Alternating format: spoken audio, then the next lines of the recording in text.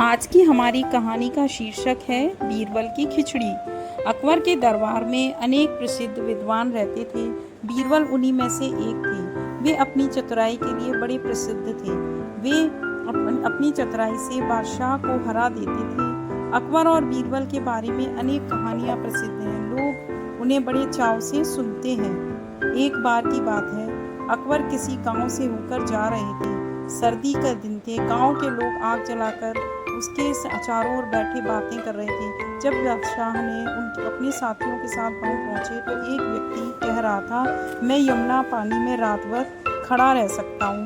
अकबर को इस बात पर विश्वास नहीं हुआ। उन्होंने उस व्यक्ति से कहा, यदि तुम सारी रात पानी में खड़े रहो तो मैं तुम्हें थैली भर इनाम दूंगा। अगली रात वह व्यक्ति यमुना के ठंडे जल में पूरी रात खड़ा रहा। प्रातः वह बादशाह के दरबार में आया।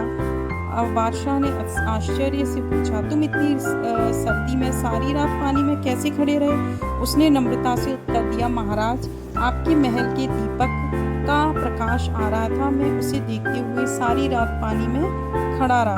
बादशाह ने कहा, तो तुम मेरे दीपक की गर्मी के कारण इतनी सर्दी में बच सके। मैं तुम्हें कोई इनाम नहीं दे पाऊंगा। वह बहुत दुखी हुआ और उदास होकर चला गया। उस समय बीरबल भी दरबार में उपस्थित थे। उन्होंने सोचा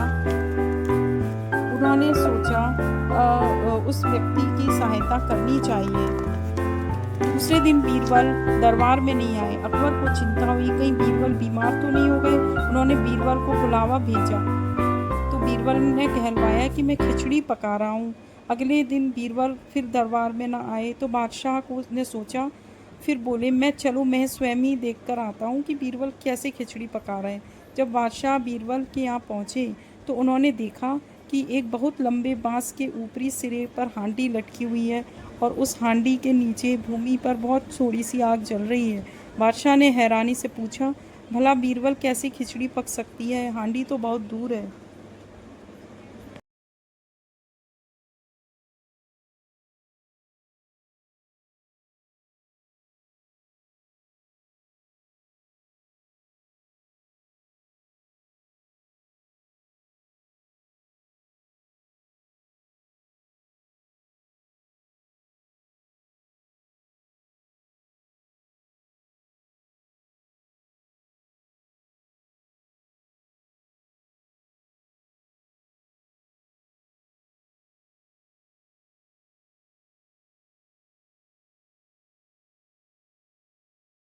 बीरबल ने उत्तर दिया, हुजूर, यदि वह व्यक्ति राजमहल के दीपक की गर्मी के सहारे सारी रात ठंडे पानी में खड़ा रह सकता है तो इस आग से खिचड़ी क्यों नहीं पक सकती?